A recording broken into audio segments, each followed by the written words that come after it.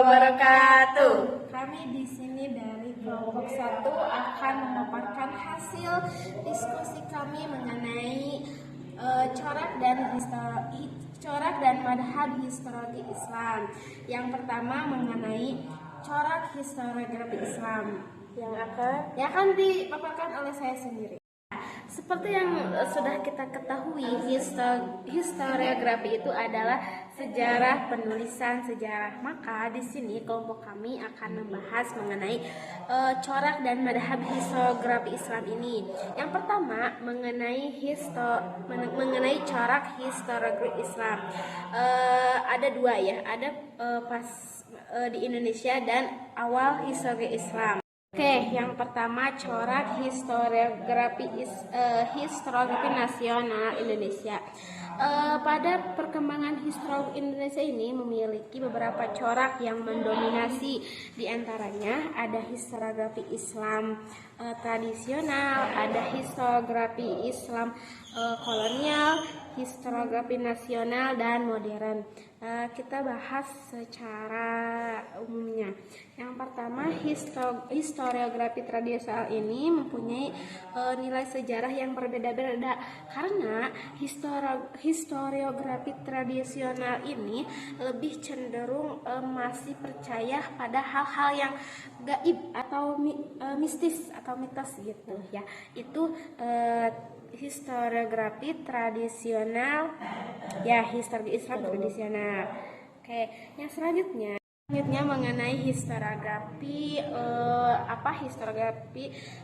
kolonial, di mana historiografi kolonial penulisannya itu lebih dipengaruhi oleh dipengaruhi oleh bangsa barat gitu kan. Arah atau penglihatan dari barat gitu. Selanjutnya ada historiografi modern, di mana modern ini pada masa itu pada awal abad ke-16 bangsa barat mulai menguasai wilayah Indonesia. Jadi penulisan sejarah pada masa tersebut itu lebih dominan kepada Indonesia gitu, Indonesia sentris gitu, dimana sudut pandang dari negara Indonesia. Selanjutnya tadi kan udah kita bahas mengenai corak historiografi Islam di Indonesia. Ini corak historiografi awal adanya historiografi Islam akan dipaparkan oleh saudari Elia. Silakan. Yang pertama yaitu ada hikayat, yang kedua ada khobar, yang ketiga ada tambo, dan keempat ada kisah, dan yang terakhir yaitu ada silsilah.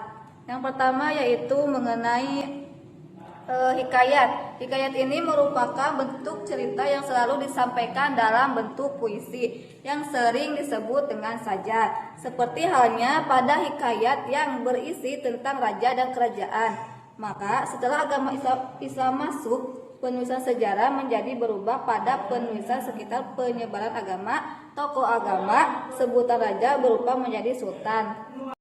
Yang kedua yaitu mengenai istilah khobar.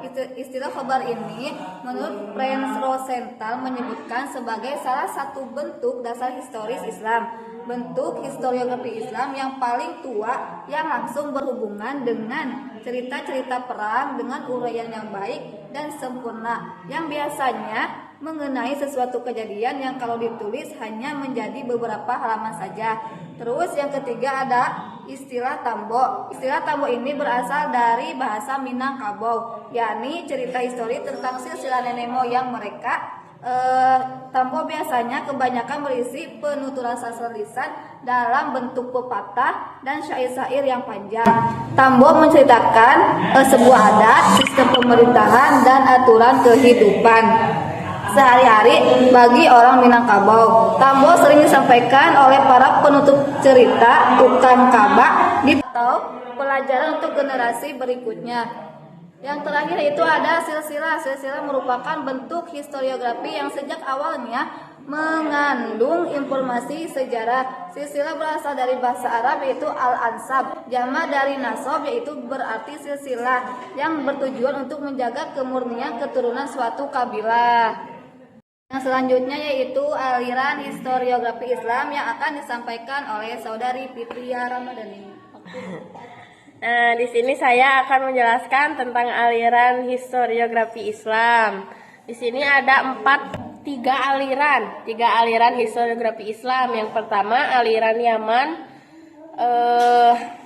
Aliran ini, mengenai aliran-aliran Yaman, riwayat-riwayatnya itu tentang Yaman di masa silam. Kebanyakan dalam bentuk hikayat dan berisikan tentang cerita-cerita khayalan dan dongeng-dongeng kesukuan.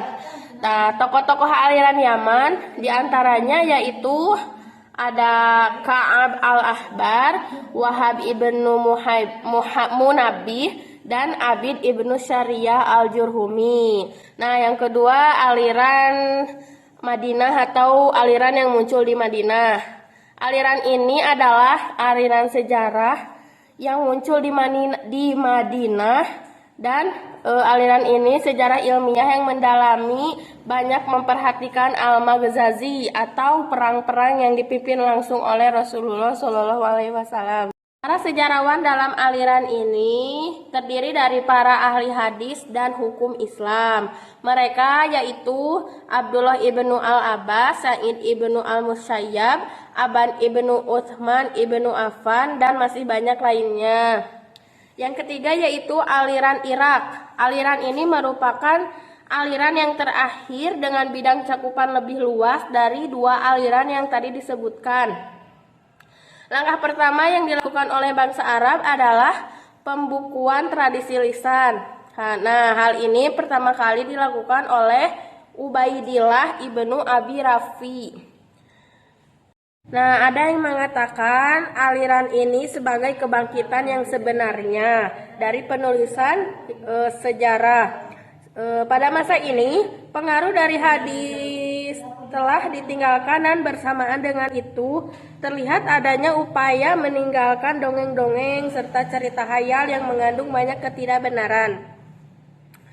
Aliran ini melahirkan sejarawan besar di masa kemudian seperti sejarawan Abu Amir ibnu al-Ala, Muhammad al-Rawiyah, Abu Mihnaf, Awanah ibnu al-Hakam, Saif ibnu Umar al-Sadani, al-Tamimi, dan masih banyak lainnya sejarawan yang melahirkan tentang aliran di Irak ini. Begitu saja dari saya. Dicukupkan sekian dari kami. Maaf bila ada kesalahan dan penjelasan yang tidak rinci. Mudah-mudahan bermanfaat bagi yang melihat dan bisa diambil pelajarannya. Oke, terima kasih. Wassalamualaikum warahmatullahi wabarakatuh.